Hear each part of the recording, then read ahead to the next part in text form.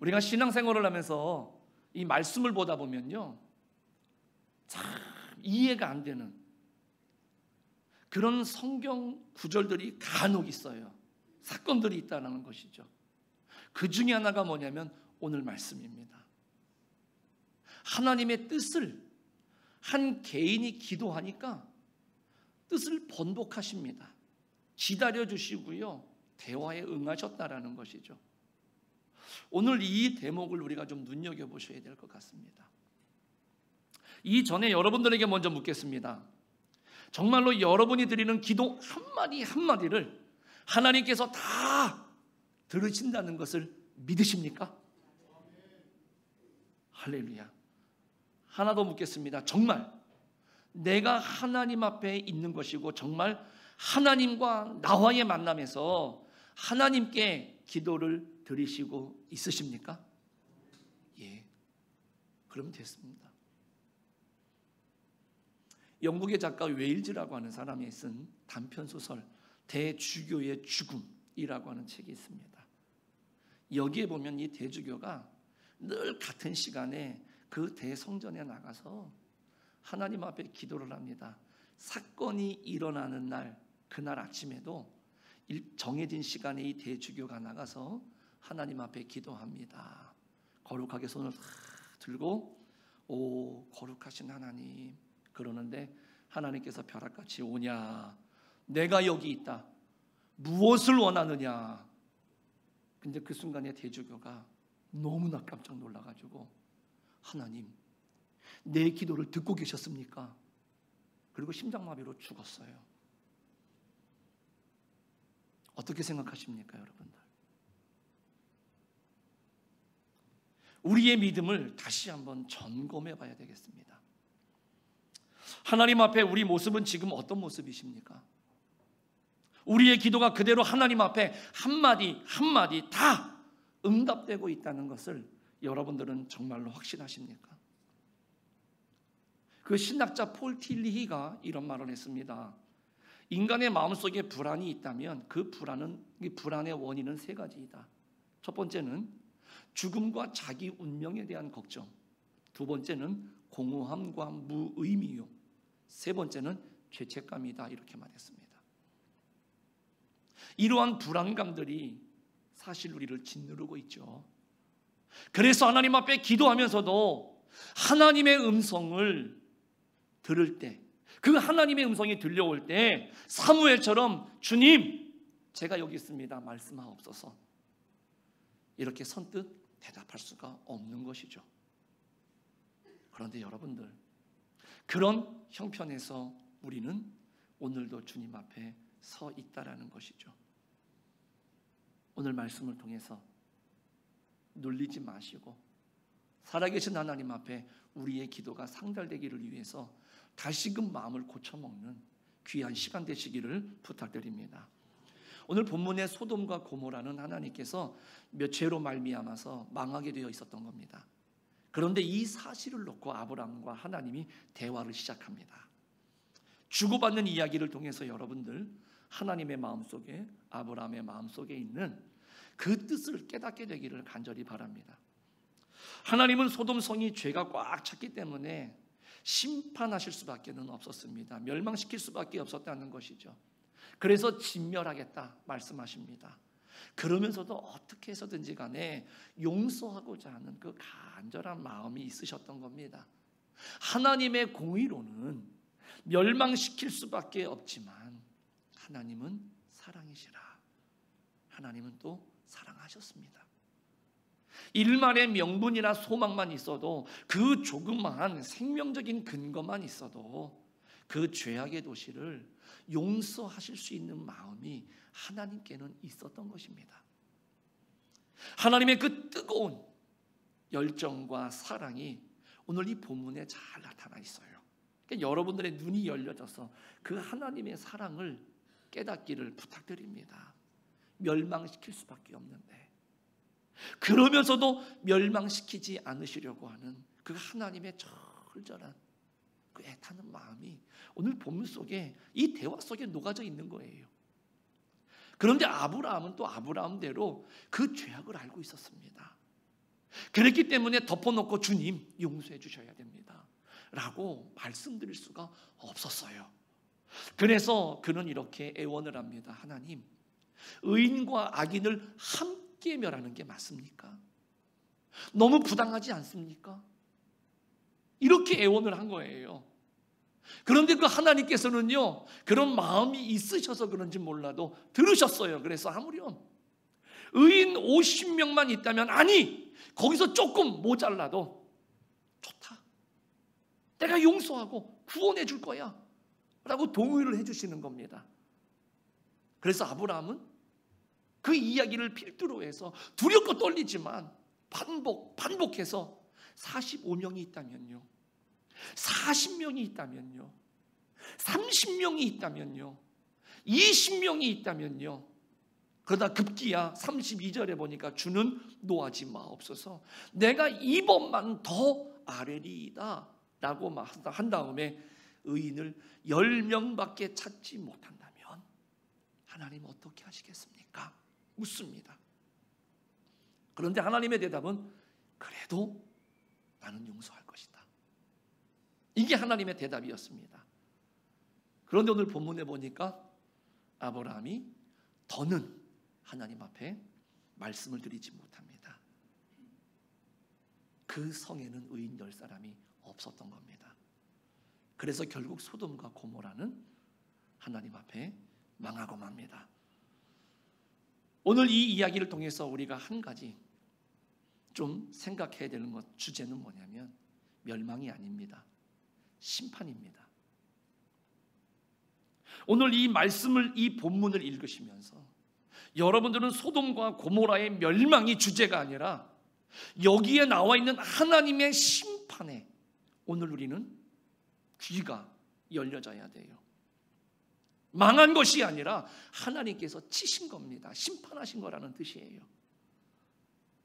우리는 자연재해나 우연히 망한 것인 것처럼 생각합니다. 아니요, 하나님이 역사하신 겁니다. 하나님의 뜻과 심판 의지가 오늘 이 사건 속에 분명히 녹아져 있는 것이지요. 노아의 홍수, 바벨론 포로 생활, 이스라엘의 멸망, 여러분들 역사 속에서 그냥 일어난 게 아닙니다. 하나님이 섭리하셨고 하나님이 다 행하신 일인 줄로 믿습니다. 저도 로마에 있는 그 폼페이를 가본 적이 있습니다. 여러분들이 그 폼페이가 어떤 도시인지 알 것입니다. 본격적으로 개발이 됐는데 사람들이 경악을 금치 못했습니다. 저도 그곳에 갔을 때 안내하는 이 선교사님이 설명을 하시면서 그분이 그런 말씀을 하시더라고요.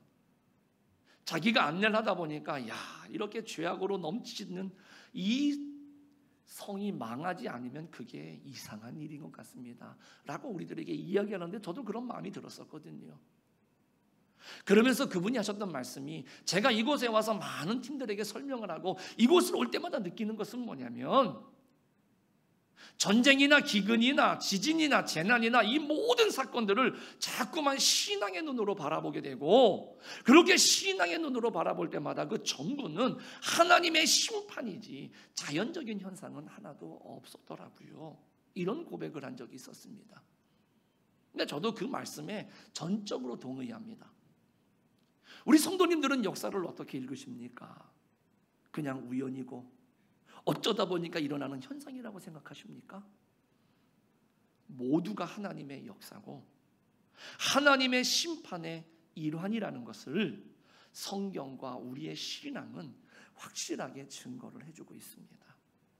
멸망시키시는 하나님, 심판하시는 하나님, 우리가 이것을 알 수 있는 지각을 가지셔야만 합니다.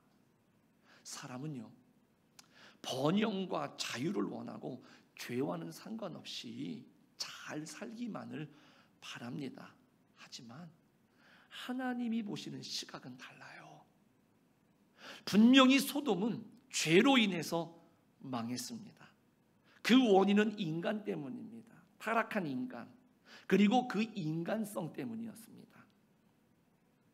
창세기 13장 10절에 보면은요, 이 소돔과 고모라에 대해서 뭐라고 말씀하시느냐? 이에 롯이 눈을 들어 요단 지역을 바라본즉 소알까지 온 땅의 물이 넉넉하니 여호와께서 소돔과 고모라를 멸하시기 전이었으므로 여호와의 동산 같고 애굽 땅과 같았더라. 이렇게 말씀합니다. 너무나 풍요하고 아름다워서 마치 에덴 동산과 같은 곳이었다라고 말합니다. 그러나 여기서 모든 풍요를 즐겼지만 결국은 타락했습니다. 하나님이 심판하시기로 작정을 하셨다고요. 그 유명한 작가 헤르만 헤세는요, 인간에게 세 가지 물리치기 어려운 유혹이 있다. 그게 뭐냐? 육체적인 욕망, 그리고 나 잘났다라고 하는 교만, 그리고 불손한 이기심이다 라고 말하고 있습니다. 이 셋이 합쳐서 돌아가는 것이지요. 사람들은 더러운 욕망, 이것을 물리치지 못합니다. 교만해서 내 잘못과 내 실수를 회개하고 인정하지 않습니다. 또 극단적인 이기주의, 자기밖에는 몰라요, 나밖에는 모른다는 것이죠. 이런 유혹으로 인해서 인간은 날로 타락해 갑니다. 그런데 여러분들, 그 인간이 타락하면 이 자연도 함께 저주를 받는다는 것을 우리는 알아야 됩니다. 오늘날 우리가 사는 시대를 보시면 잘 아실 겁니다. 땅이 저주를 받아서 사막화되어 가고 있습니다. 땅이 입을 열어서 사람을 삼키고 있습니다. 지금 오늘 우리들이 눈으로 보고 듣고 경험하는 바입니다. 그런데 성경이 이것을 우리들에게 분명하게 증언해주고 있다는 사실이지요. 오늘 본문에서 이런 가운데 하나님은 의인을 찾으신다는 것이죠. 의인을 찾으시는 주님의 모습을 여러분들 반드시 기억하시기 바랍니다. 어차피 죄인은 죄송합니다마는 하나님의 안중에 없습니다. 수에 꼽을 가치가 없다라는 겁니다. 하나님께서 노아 홍수로 많은 사람을 수장해 버리셨을 때 우리는 하나님께서 죽였다 라고 말할 수 있을런지 모르겠지만 철저하게 하나님의 시선으로 볼 때에는 그렇지 않습니다. 왜냐? 창세기 6장 3절에서는 뭐라고 먼저 말씀을 하셨느냐면 그들이 육신이 됨이라, 하나님의 영이 떠나버렸다라는 겁니다. 오늘 우리는 흙으로 빚음을 받아서 하나님이 그 코에 생기를 불어 넣으셔서 생명이 됐습니다. 그 하나님의 생명이 떠났어요. 더 이상 하나님의 관심의 대상이 아니라는 것이죠. 하나님의 영혼이 없는 더럽고 포악한 육체는 하나님이 보실 때에는 아무 의미가 없다라는 것을 성경은 분명히 우리들에게 지적해주고 있습니다. 그래서 노아의 홍수는 산 사람을 죽이는 심판이 아니라 죽은 사람을 쓸어 없애는 것이었습니다. 여러분들 좀 충격적이겠지만 오늘 성경의 관점은 분명히 그렇게 말하고 있습니다. 우리는 이 사실을 잊어서는 안 될 것입니다. 소돔과 고모라 역시도 하나님이 보실 때에는 아무리 큰 성읍이라 할지라도 하나님의 안중에는 하나님이 구원할 만한, 하나님이 인정할 만한, 수로 셀 만한 가치가 없었다라는 것이죠. 오늘 본문을 자세히 보면 오직 의인의 숫자만 세고 계시는 것을 볼 수가 있습니다. 의인의 수, 이게 문제인 겁니다. 의인과 악인을 함께 멸하지 않으시겠다라고 하는 하나님의 구원 의지가 바로 여기 있는 겁니다. 얼마나 오묘하고 귀한 말씀입니까? 당연히 죽어야 하고 마땅히 멸망해야 하지만 적은 숫자라 할지라도 의인만 있다라고 한다면 그 의인을 보고 하나님은 전체를 용서하겠다, 지금 말씀하시는 거예요. 왜냐? 이것이 하나님의 기대입니다.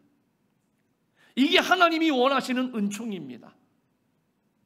여기에 소망이 있기 때문에 하나님이 그렇게 하십니다.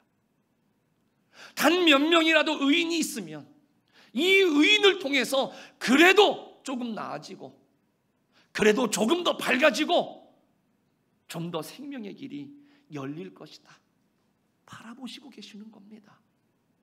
그런데 하나님께서 원하시는 그것마저도 없다면 하나님은 더 이상 놔둘 필요가 없다라는 것입니다.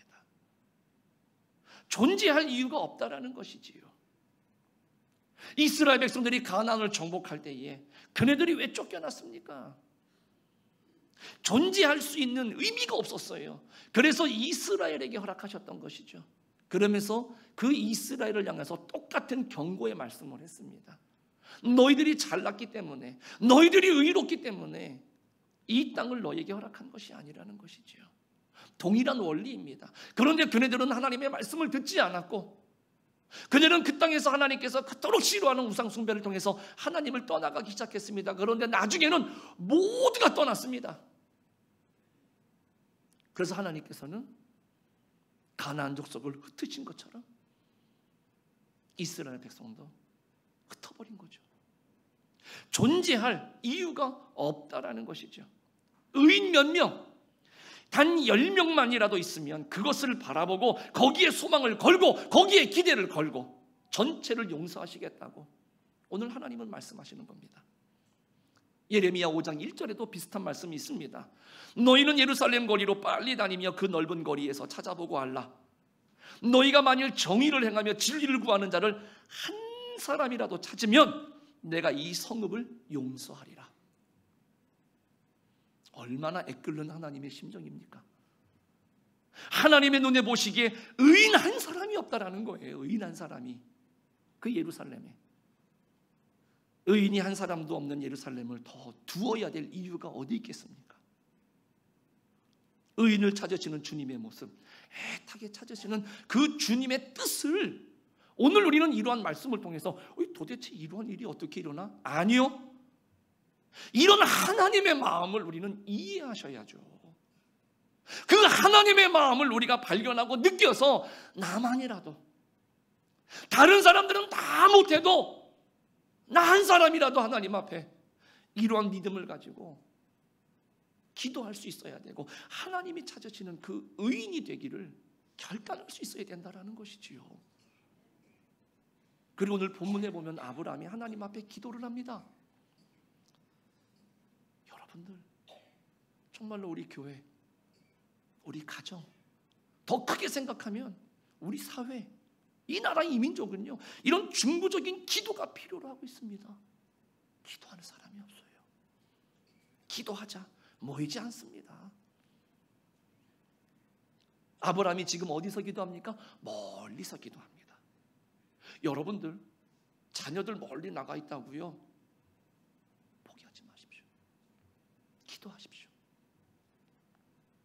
여기서 기도하면 하나님은 내 자녀가 있는 곳에서, 내가 기도하는 그 문제가 있는 곳에서 하나님께서는 반드시 역사하시는 줄로 믿습니다.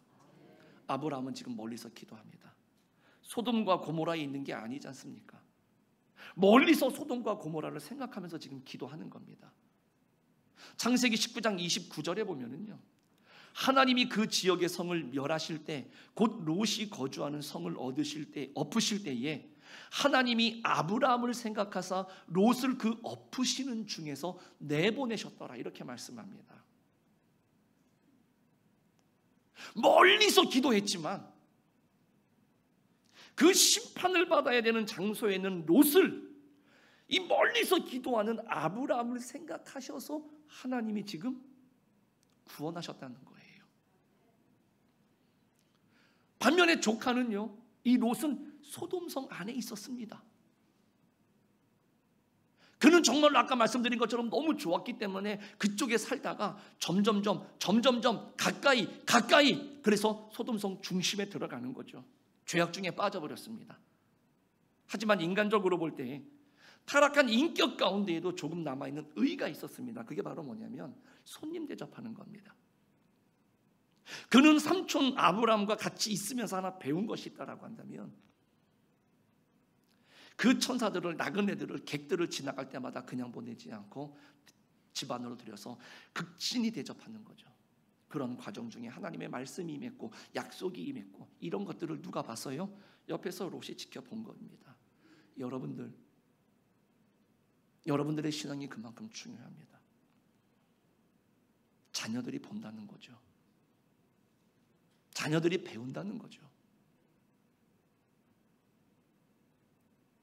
이 조카가 그런 모습을 봤습니다. 그래서 아브라함을 거쳐갔던 그 천사들을 어떻게 합니까? 자기네 집에 모셔들여서 극진히 대접을 하지 않습니까? 그리고 그 천사들을 통해서 이 롯이 구원을 받지 않습니까? 아브라함 덕에 이 조카 롯이 살아난 거죠. 그런데 성경에 보면요, 이 아브라함이 조카를 위해서 하나님, 내 조카를 구원해 주세요 말씀하지 않았습니다. 대신 의인이 있다면 어떻게 하시겠습니까? 이렇게 완곡하게 기도했죠. 아브라함이 왜 이렇게 기도했겠습니까? 저 같은 사람도 알 정도인데 하나님이 그 기도를 들으시고 모르셨겠습니까? 롯이라고 하는 이름은 부르지 못했지만 하나님이 그 아브라함을 생각했다. 그 마음을 다 이미 아셨다라는 것이죠. 아, 네가 네 조카를 그렇게 사랑하는구나. 그래서 그 마음을 아시고 조카 롯을 구원하셨다는 이야기입니다. 여러분들 한번 이렇게도 생각해 볼까요? 만약에 롯이 아브라함만큼의 의인이었다라고 한다면, 그런 가운데에 소돔 땅 한가운데 있었다라고 한다면 어떻게 될 것 같았습니까? 출애굽기 32장 32절에 보면은요, 모세가 이스라엘 백성들을 멸망시키겠다라고 하실 때에 기도하는 기도의 내용입니다. 그러나 이제 그들의 죄를 사하시옵소서. 그렇지 아니하시오면 원하건대 주께서 기록하신 책에서 내 이름을 지워버려 주옵소서. 그 기도를 듣고 하나님이 진노를 거두십니다. 아브라함이 지금 소돔을 바라보면서 기도하고 있습니다. 그런데 이 의인 아브라함이 만약 소돔성 안에 있었다라고 한번 생각해 보십시오. 내지는 이 조카 롯이 아브라함과 같은 믿음이 있었다라고 한번 생각해 보십시오. 그랬으면 이 두 사람 다 그러지 않았을까요? 하나님, 이 백성을 멸하시려거든 내 생명을 거두어 주십시오. 그렇게 기도하지 않았을까요? 그래서 그 소돔과 고모라는 구원을 얻었을 것 같아요. 이 같은 의인, 즉 기도하는 의인, 이 생명을 건 의인이 지금 이 시대에, 지금 우리 교회에, 우리 가정에 반드시 필요한 줄로 믿습니다. 이 같은 중보적 존재가 필요하다는 것이죠. 소돔은 죄로 망한 것 같습니까? 아닙니다. 의인이 없어서 망한 겁니다. 기도하는 의인이 없어서 망했다고요. 여러분들 지금 우리가 누리는 이 풍요로 우리가 잘해서 얻은 것 같습니까? 아니죠. 누군가 기도했습니다. 이 말씀대로라고 한다면 이 나라와 민족을 위해서 하나님 앞에 기도하는 사람이 있었던 거죠. 그래서 하나님이 그 의인을 보시고 우리 모두를 살게 하셔서 지금 우리에게 풍요로움이 주어진 것이고, 우리가 그 가운데에 몰랐던 주님을 만나서 지금 우리가 이제 그 의인의 계보를 이어가게 되었다라는 것이죠. 그런데 우리가 지금 기도하지 않는다. 여러분들, 백범 김구 선생님이 뭐라 그랬습니까? 시편 84편 10절을 인용했어요. 주의 궁정에서의 한날이 다른 곳에서의 첫날보다 나은즉 악인의 장막에 사는 것보다 내 하나님의 성전 문지기로 있는 것이 좋사오니, 이 말씀을 이렇게 기도했죠. 하나님이여, 우리가 독립하여 정부가 생기게 되면 이 김구로 하여금 청사의 뜰을 쓸고 유리창을 닦게 하여 주시옵소서. 그런 이렇게 기도했습니다. 이 나라를 위해서 유리창을 닦고 마당을 쓸겠습니다. 이런 사람들의 헌신과 수고, 기도가 있었기 때문에 지금 우리가 사는 겁니다. 그런데 오늘 우리는 어떻게 살고 있습니까? 이렇게 기도하고 있습니까? 내 자녀들을 위해서 이렇게 기도하고 있습니까? 우리 교회를 위해서 기도하고 한국 교회를 위해서 기도하고 이 나라와 민족을 위해서 이렇게 기도하고 있습니까? 우리 사랑하는 성도님들, 다 좋습니다. 그러나 먼저 도덕성이 회복되어야 되지 않겠습니까? 우리 인간성이 회복되어야 되지 않겠습니까? 우리의 신앙과 종교성이 회복되어야 되지 않겠습니까?